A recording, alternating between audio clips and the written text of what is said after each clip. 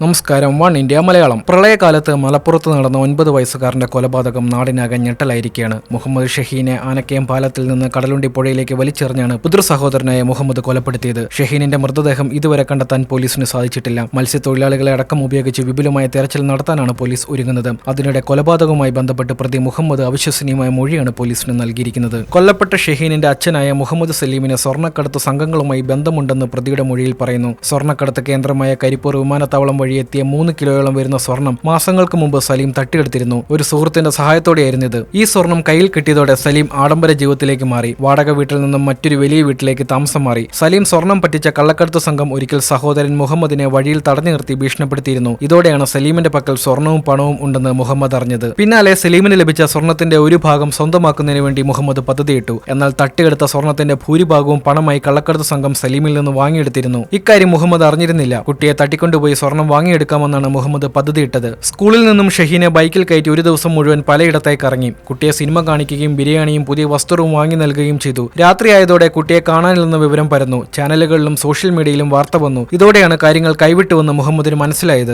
ആദ്യം കുട്ടിയെ ഉപേക്ഷിക്കാനായിരുന്നു തീരുമാനം. എന്നാൽ വിവരം കുട്ടി പുറത്തു പറയുമെന്ന ഭയം മൂലം കൊല്ലാൻ തീരുമാനിച്ചു. ആനക്കയം പാലത്തിന്റെ മധ്യഭാഗത്തെത്തി പുഴ കാണിച്ചു തരാമെന്ന് പറഞ്ഞ് കുട്ടിയെ ഉയർത്തി പുഴയിലേക്ക് വലിച്ചെറിയുകയായിരുന്നു മുഹമ്മദ്. കുട്ടി മുങ്ങിത്താഴുന്നത് നോക്കി നിന്ന് മരണം ഉറപ്പാക്കിയ ശേഷമാണ് ഇയാൾ സ്ഥലം വിട്ടത്. പിന്നീടുള്ള ദിവസങ്ങളിൽ കടലുണ്ടിപ്പുഴയുടെ സമീപത്ത് വന്ന് മൃതദേഹം പൊങ്ങിവെന്നയാൾ പരിശോധിച്ചിരുന്നു. കുട്ടിയെ കാണാനില്ലെന്ന് പോലീസിൽ പരാതിപ്പെടാനും മറ്റും മുന്നിലുണ്ടായിരുന്ന ഇയാൾ തന്നെയായിരുന്നു. ഇയാൾ തന്നെ MLAക്കും DSPക്കും മുന്നിൽ പരാതിയുമായി എത്തി. അപ്പോഴൊന്നും ആരും ഇയാളെ സംശയിച്ചതുമില്ല. പോലീസ് കുട്ടിയെ കണ്ടെത്താൻ സാധിക്കില്ലെന്ന് പറഞ്ഞ് സലീമിനെ ഇയാൾ ചില മന്ത്രവാദികളുടെ അടുത്തേക്കും കൊണ്ടുപോയിരുന്നു. ജ്യോത്സ്യന്മാരെ കാണാനും ഇയാൾ സഹോദരനെ ഉപദേശിച്ചു. ഒടുവിൽ CCTV ദൃശ്യങ്ങളാണ് പ്രതിയെ കുടുക്കിയത്. ദൃശ്യങ്ങളിൽ മകനൊപ്പം ബൈക്കിൽ പോകുന്ന സഹോദരനാണെന്ന് സലീം തിരിച്ചറിഞ്ഞു. ജോത്സ്യനെ കാണാൻ പോകണം എന്ന് പറഞ്ഞ് തന്ത്രപരമായി സലീം മുഹമ്മദിനെ പാണ്ടിക്കാട് സ്റ്റേഷനിലേക്ക് വിളിച്ചു വരുത്തിയാണ് അറസ്റ്റ് ചെയ്യിപ്പിച്ചത്. ആദ്യം ചോദ്യം ചെയ്തതിൽ കുറ്റം സമ്മതിക്കാൻ ഇയാൾ തയ്യാറല്ലായിരുന്നു. 24 മണിക്കൂർ തുടർച്ചയായി ചോദ്യം ചെയ്തതോടെയാണ് ക്രൂരമായ കൊലപാതക വിവരം പുറത്തു വന്നത്. 4 ദിവസമായി ഷഹീന് വേണ്ടി തിരച്ചിൽ തുടരുകയാണ്. കൂടുതൽ വാർത്തകൾക്കായി വൺ ഇന്ത്യ മലയാളം സന്ദർശിക്കൂ, സബ്സ്ക്രൈബ് ചെയ്യൂ.